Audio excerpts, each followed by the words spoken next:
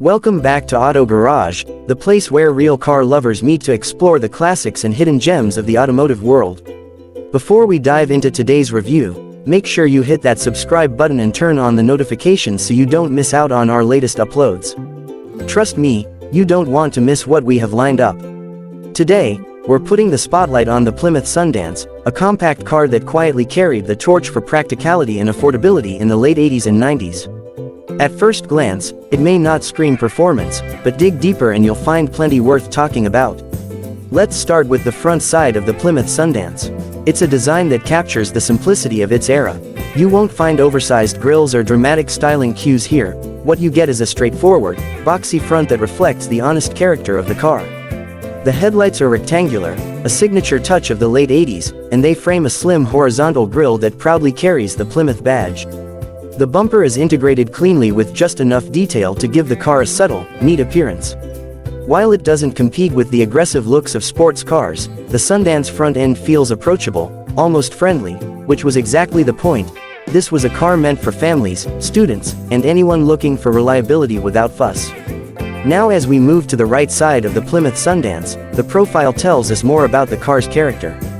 The lines are clean and uncluttered, with just a hint of contouring along the doors to break the flatness. It's compact, easy to park, and light on the road, which made it a practical choice for city driving. Depending on the trim, you might see steel wheels with simple hubcaps or slightly sportier alloys on upgraded versions. The Sundance didn't try to overdo its styling, it was meant to be a no-nonsense commuter, and from this side angle you can see how the designers focused on making it functional yet balanced. For those who owned one back in the day, that straightforward shape is instantly recognizable, almost nostalgic.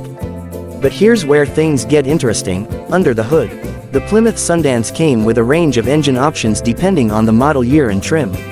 At the entry level, you had a 2.2-liter inline-4, producing modest horsepower, enough to get you from point A to point B efficiently. There was also a 2.5-liter option for drivers who wanted just a bit more punch. And for those who craved something different, there was even a turbocharged variant in select trims, giving the Sundance a surprising boost of excitement. Of course, we're not talking about sports car levels of performance, but for a compact economy car of its time, that turbo option stood out.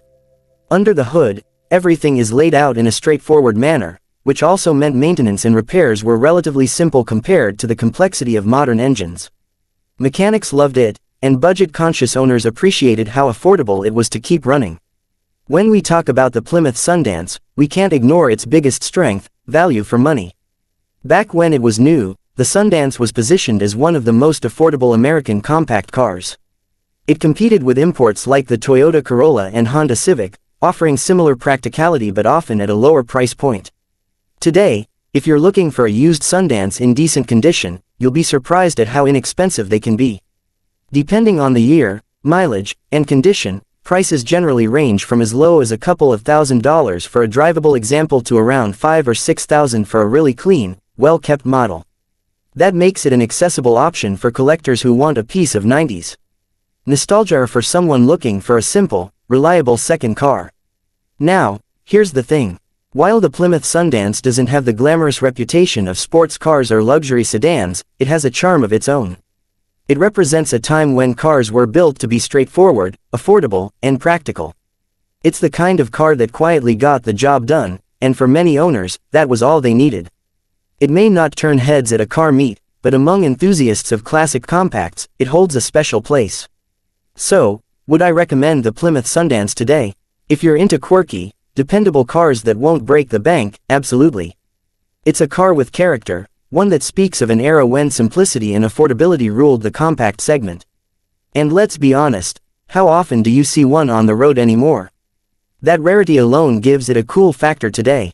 If you enjoyed this review of the Plymouth Sundance, don't forget to hit that like button and leave a comment below telling us what you think about this underrated compact car. Have you ever owned one? Do you have a story about it? We'd love to hear from you. And most importantly, if you haven't subscribed to Auto Garage yet, now is the perfect time. We've got more exciting reviews coming your way, from classic gems to modern machines.